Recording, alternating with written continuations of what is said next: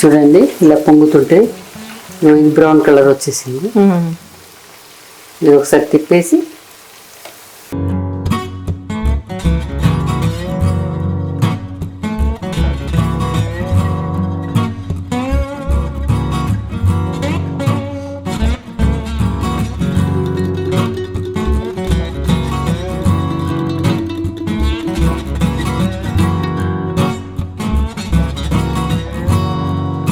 మనం సిమ్ మీద పెట్టుకుంటే లోపల మంచిగా ఉడికిపోతుంటది. సిమ్ లో పెట్టుకొని కోల్చుకోవాలి.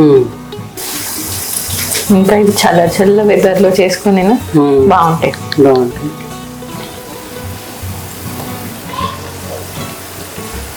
చూడండి అయిపోయింది.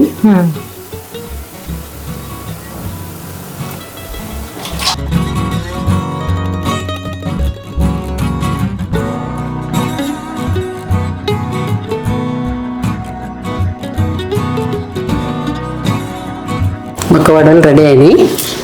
ఒకసారి చూడు ఎలా ఉన్నాయో టేస్ట్.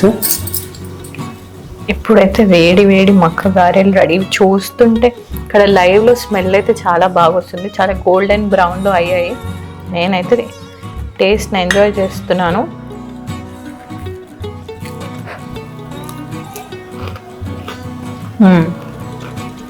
బాగుందా? ఆ పప్పుల పళ్ళ కింద తాకుతుంటే ఫ్లేవర్ వస్తుంది. చాలా క్రంచీ ఉన్నాయి.